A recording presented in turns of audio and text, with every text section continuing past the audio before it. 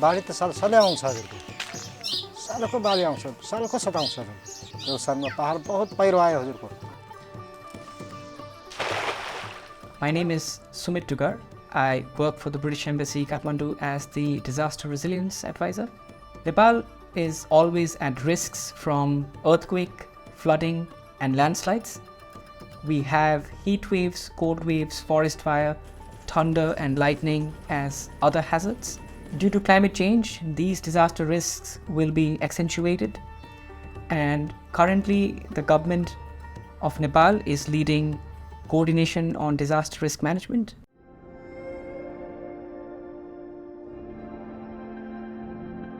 My name is Pradeep Khatiwara. I'm the Executive Director at Youth Innovation Lab. Youth Innovation Lab, it's a civic tech not-for-profit company. So we work with the mission that we are bridging science to people and policy through innovation.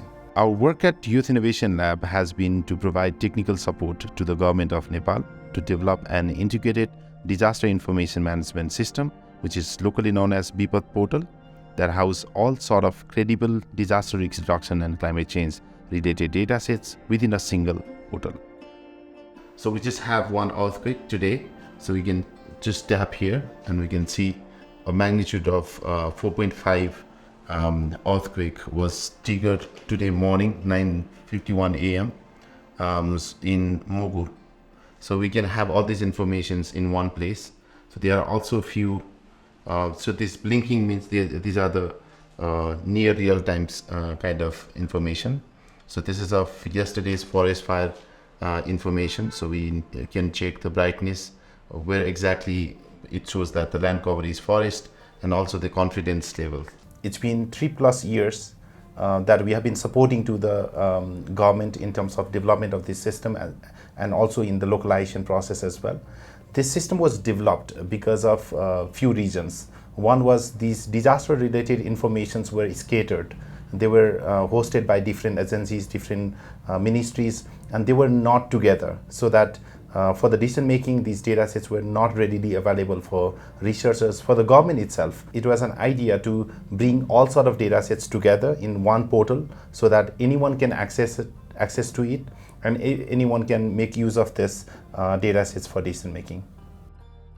I think the portal is a useful tool for visualizing risk, elements of risk, hazard, exposure and vulnerability, data sets on damage and loss, and also looking at real-time analysis of flooding situation alongside earthquakes and landslides as reported by the government authorities. With this pilot with Frontier Tech, we want to test the ideas if data from the Bipat portal can be used to inform decision making at the local level, where the data sets or the analysis or the risk analytics can be used to inform decision making, where local governments are using their own fiscal resources, and likewise influencing policies on resettlements or identifying areas at risk and also taking certain decisions on development.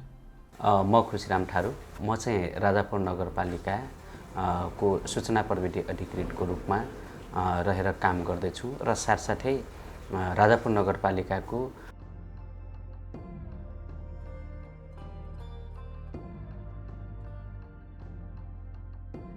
अब राजापुर नगरपालिकाले चाहिँ एलडीसीआरपी बनाएको छ। त्यो राजापुर नगरपालिकाले एलडीसीआरपीमा हेर्दाखेरि 12-13 प्रकारका चाहिँ विपदका जोखिमहरू चाहिँ रहेका छन्। तर पनि हामीले यहाँ यो राजापुर नगरपालिकामा सबभन्दा धेरै विपदबाट प्रभावित हुने भनेको चाहिँ हाम्रो बाढीबाट नै हो। कुन अर्थमा हो भनेपछि राजापुर नगरपालिकाको डुबैतिर कर्णाली लेन्डले छेकिएको त्यो नदीबाट चाहिँ बाढीहरू बढी मात्रामा आउँछ। वर्षेनी बाढी चाहिँ आइराखेको हुन्छ र साथसाथै राजापुर नगरपालिकामा केही भारी वर्षा भयो भनेपछि डुबानको समस्या पनि रहेको छ। कल्लो सुना मेरो 55 पुगिसक्यो हजुर। हामी माछा पनि मार्छौँ, हामी हजुरको सुन पनि चान्छौँ, मजुरी मिले मजुरी पनि गर्छौँ हजुरको। बस ये जेठ भन्दा जेठ असार सावन भादो कुवारतिर लास्टमा आउँछ हजुरको। जब सकिन्छ बर्खा उचा कागज यहाँ त बाढी आइथ्यो त अप्ठ्यारो पराले हाँ बहुत अप्ठ्यारो पर्यो था के भागना ऊपर जाना फिर झोपड़ी बनाना अब वहाँ से पानी आए जिटके से तो भागे के पड़ल हजुर के कहाँ यहाँसम्म बाटीसम्म आज वो बाकी से बाप रे यो त पुरा जम्मा बराबर हुँदै थियो हजुर जम्मा पुगा है हजुर ओ उछा जो ये धारा कहाँ का ऊपर बने था ये तो भैया तो वो हजुर के भैया आए थे ना अब सबको तो पल रहा तो जैसे अब ऊपर से चढ़ के अब भैया माथा तर गहर पानी में बुरा रहा मैंने न चढ़ के ऊपर अब अंत फिर जमा डुबा दे अब वो धारा विपद पोर्टल रिकभरी फेसमा चाहिँ एकदमै जोस प्रयोगमा आएको छ रिकभरी फेसमा अब त्यो ठ्याक्क रेस्क्युको फेसमा चाहिँ त्यति अब चाँडै हामीले डाटा राख्न सकिराखेको हुँदैन किनभने पछि एसेसमेन्ट गर्नुपर्ने हुन्छ डाटाहरू कलेक्सन गर्नुपर्ने हुन्छ त्यस कारणले गर्दाखेरि त्यति चाँडै चाहिँ हामीले अब रेस्पोन्सको रेस्क्युको फेसमा चाहिँ त्यति प्रयोग भन्दा पनि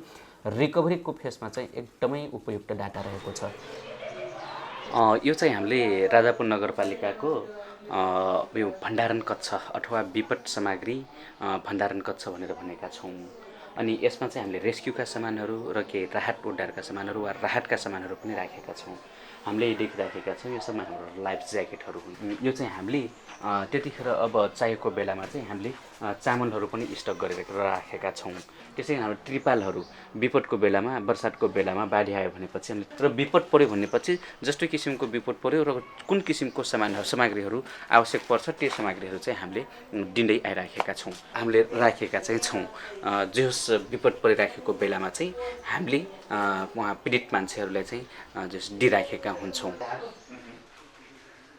भन्दा पहिला जो हामीले सूचना दिन्छौँ एकदमै आवश्यक र एकदमै महत्त्वपूर्ण सूचना भनेर हामीले मानेका छौँ र त्यो हो पनि किनभनेपछि बाढी आउनुभन्दा केही समय अगाडि हामीले सूचना दियौँ भने तिनीहरूले चाहिँ आफ्नो महत्त्वपूर्ण सामग्रीहरू अनि त्यसपछि सुरक्षित आश्रयस्थलतिर जान सकिने कुराहरू अनि सुरक्षित ठाउँमा जान सकिने कुराहरू चाहिँ भइराखेको छ तर यो चाहिँ हाम्रो के छ त भन्दाखेरि कसरी थाहा पाउँछौँ त भन्दाखेरि हामीले डिएचएमबाट हामीले थाहा पाइराखेका हुन्छौँ यहाँको एलइडीबाट चाहिँ हामीले कर्णाली नदीमा चाहिँ कति मिटरको पानी बगिराखेको छ भन्ने कुरा पनि यहाँबाट चाहिँ हामीले थाहा पाइराखेका हुन्छौँ त्यो चिसा पानीबाट फोन गरेर बताउँछ यति मिटर आयो यति ऊ आयो यति ऊ आयो त्यहाँ चिसा पानी एउटा डाइरेक्ट आउँछ फोन जतिखेर पनि हामीले चाहिँ एकदमै बाढीको एकदम पिक आवर छ भनेपछि हामीले हाइड्रोलोजी हेर्नुभन्दा पनि हामीले पार्वती म्याडमलाई नै बढी कल गरिराखेका हुन्छौँ किनभनेपछि हाइड्रोलोजीमा अपडेट हुनको लागि अलिकति ढिलो हुने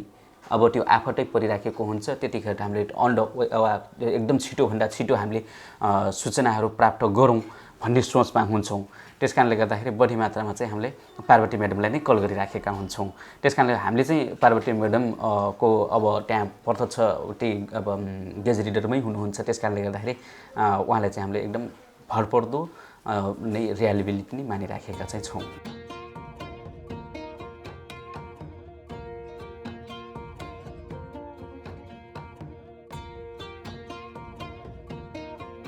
मेरो नाम पार्वती गुरुङ कर्णाली चिसापानी बस्छु म यहाँ पानीको लेभल हेर्ने वाटर लेभल बिहान 8 बजे जान्छु 8 बजे त्यहाँ पुग्छु अनि बिहान हेरेर फर्किन्छु फेरि 12 बजे त्यहाँ पुग्नलाई म पाउने 12 बजे अथवा 11:30 बजे म हिँड्छु यहाँबाट अनि त्यहाँ गएर हेर्छु फेरि फर्किन्छु अनि साँझ 4 बजे 3 टाइम त हामी रेगुलर हेर्नै पर्छ र अनि बर्खाको समय चाहिँ 9 मिटरभन्दा माथि पानी बढिरहेपछि हामी त्यहीँ नै बसेर दिनरात त्यहीँ बसेर हेर्ने अनि त्यहाँ डाटा सम्प्रेषण गर्ने सङ्घ संस्थालाई अनि आफ्नो डिएचएम अफिसलाई अनि उता गएर यो डुबान क्षेत्रका समुदायहरूलाई दिने गर्छु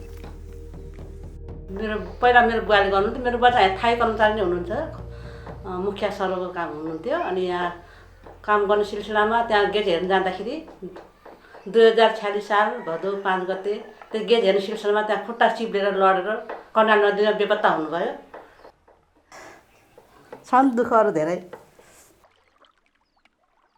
नदीमा काम गर्दाखेरि सबैजना बर्खा समय है घरभित्र जानु छ हामी चाहिँ घर बाहिर दौडिनुपर्छ त भिर पखेरा देखिहाल्नुभयो खोला नाला है त्यस्तो बाटो अप्ठ्यारो छ त्यही पनि गएर समुदायहरूको हामीले अब त्यहाँ समुदायमा हामीले सेवा गरेकै छौँ यो स्टाफ गेज हो हामी तल गएर नाप्छौँ यो सबभन्दा माथिको 8 मिटर हो यो 7 मिटर यो 6 मिटर 5 मिटर त्यो 4 मिटर 3 मिटर ऊ त्यहाँ छ अहिले 3 मिटर 0.7 सेन्टिमिटर पानी छ यो चाहिँ टिफिन पकेट हो, यो चाहिँ अटोमेटिक हो, यसको रडार सेन्सरभित्र छ data लगर।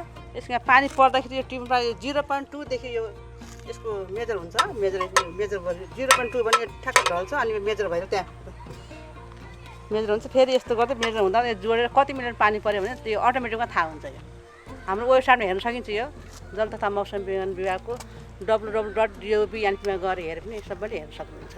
It's not just about the data from the sensors, so it's about how it is being communicated to the local communities as well.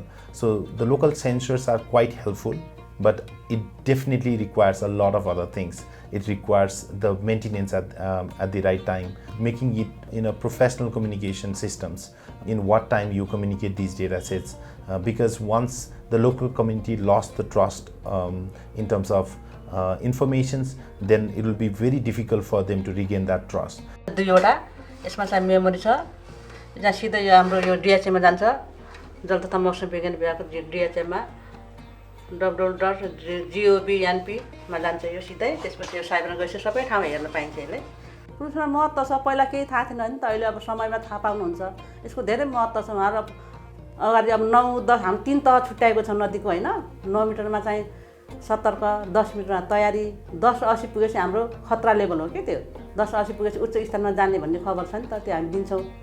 These sensors are quite helpful because this has been very much life-saving tools for different contexts of Nepal.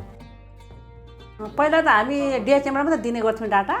अनि 2068 सालदेखि यहाँ red cross मर्सीकोले यस्तो कार्यक्रम लिएर आउनुभयो कि धनगढीमा हामीलाई तालिम दिनुभयो। त्यसपछि यो पूर्व सूचना लागू गर्नुपर्छ है। अब पूर्व सूचनाले धेरै अब समुदायहरूमा डुबान क्षेत्रमा धेरै काम गर्दो रहेछ यसले। त्यसपछि हाम्रो त्यहाँ तालिम लियो 1 हप्ताको। त्यसपछि आएर सूचना दिने गरेदेखि उहाँले भन्नु, समुदायका बुढाआमाले पनि भन्नु, हामी त्यहाँ मलाई पनि लैजानु भएको हो समुदायमा, त्यहाँ डुबान क्षेत्रमा। त्यहाँ गएँ अनि तपाईँ हाम्रो लागि भगवान भएर आइदिनु भएछ। हामीलाई पहिला केही थाहा थिएन यो पानी कतिखेर आउँछ। राति सुतेको बेलामा पलङको मुनि खट्ट्याको मुनि पानी आउँदा बेला थाहा पाउँथ्यौँ हामीले होइन। अहिले त तपाईँले गर्दाखेरि हामी 3 घन्टा, अब यहाँदेखि पानी सबभन्दा नजिकको समुदाय यो गोला पातबारतिर 1.5 घन्टा लाग्छ। त्यसपछि लास्टको समुदायसम्म 3.5 घन्टाको समय छ हामीले दिनुपर्ने। 3.5 घन्टामा उहाँहरूले अब आफ्नो जायजातहरू, आफ्नो कागजपत्र लिएर अब के अरे अगाडि नै निस्किनुहुन्छ नि त घरबाट, उच्च स्थानमा गएर बसिदिनुहुन्छ। त्यही नै उहाँले अब सुखी छु, म पनि खुसी लाग्छ त्यो कुराहरू सुनेर। मैले पनि केही गर्न सकेको छु है, केही गरेछु जस्तो लाग्छ आफूलाई।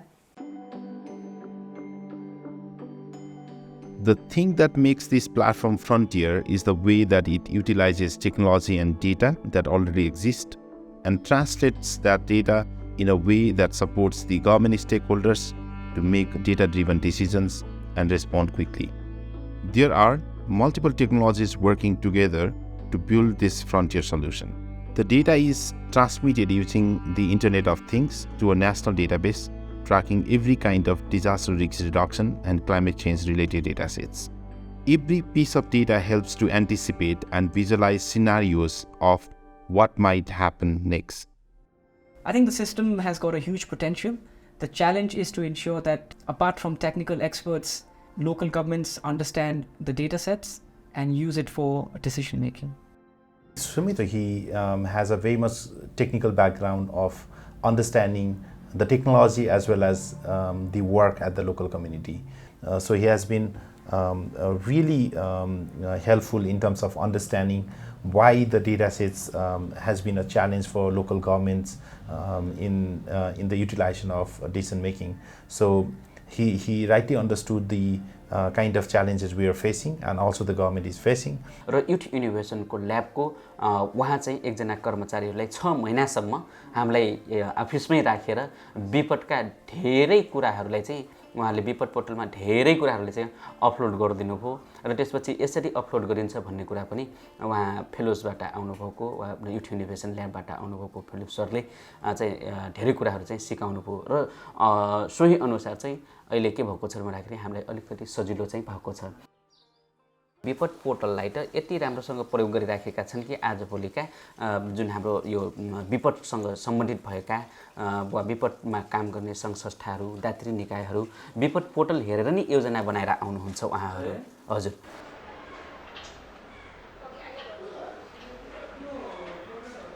Let me show you a quick demonstration of earthquake. So you'll be able to get data sets of all the earthquake and like events that happen in the country. So also you can see them in terms of total events, as well as the visualizations, province-wise distributions, temporal distributions of data sets. So you can see a range of data sets. So these are the events happened in 2015 earthquake, and also the other events. In a first glance, it's definitely a difficult thing. That's why we came up with this idea of giving different kind of trainings to, especially to the government officials, so that they understand different features in it, and also they are able to understand this portal. पनि हामीले के गरिराखेको छौं भनेपछि उहाँहरूले त्यो योजना बनाउनु भयो र साथसाथै हामीले प्रत्येक जस हजुरको यो वडा स्तरीय चाहिँ हामीले बाल क्लबहरू गठन गरेका छौं। त्यो बाल क्लबहरू गठन गरेका छौं र त्यो बाल क्लबमा हामीले चाहिँ के भनेका छौं त भन्दाखेरि तपाईहरुले एकचोटी राजापुर नगरपालिकाको विपद पोर्टल ओपन गरेर हेर्नुस्, किनभनेपछि त्यो बाल क्लब भनेको के हो त भन्दाखेरि भोलिको कर्णधार र हामीले के सोच्छौं भनेपछि विपदको क्षतिलाई न्यूनीकरण गर्नको लागि कुनै एक संघ संस्था एक व्यक्ति मात्र नभएर सम्पूर्ण जनमानसले आफ्नो तरिकाबाट चाहिँ लागिन पर्छ भन्ने सोचले हामीले बालबालिकाहरूलाई पनि त्यसको बारेमा चाहिँ जो हामीले अब जो सिकाइराखेका छौं। The role of communities in disaster risk reduction is very important in terms of, like saving lives. They are the first responders. And I think the access to data to first responder is very important. The Frontier Tech, they have really given our team, as well as personally for me also, to understand the importance of storytelling. So the focus of the Frontier Tech's team to connect with the personal stories, or like understanding the impact at the human level with the interventions has been extremely helpful. फरक छ सुविधा के पहिला अब सबै मयमा निर्भर हुनुहुन्थ्यो हैन, उहाँहरु कम्तीमा पनि दिनमा 1000-1500 कल आउँथ्यो है, फोन फर्काउने। अब कहिले कहिले त्यस्तो गर्दा गर्दा धेरै पानी पर्यो भने त्यहाँ पानी काम गर्दैन उसले। अब के सुविधा छ, पहिला भन्दा धेरै सुविधा छ। कारणले गर्दाखेरि यो विपद पोर्टल चाहिँ हामीले डेन भनेको टायर नेपाल परियोजनाद्वारा अनि त्यसपछि युथ इनोभेसन ल्याबका सरहरू आएर नै हो भन्ने चाहिँ मलाई लाग्छ। I think it's been a great experience working with Frontier Tech and Youth Innovation Lab in this phase, and I look forward to learn a bit more about the findings and recommendations after the pilot. Working on frontier technologies is going to be very important in the 21st century.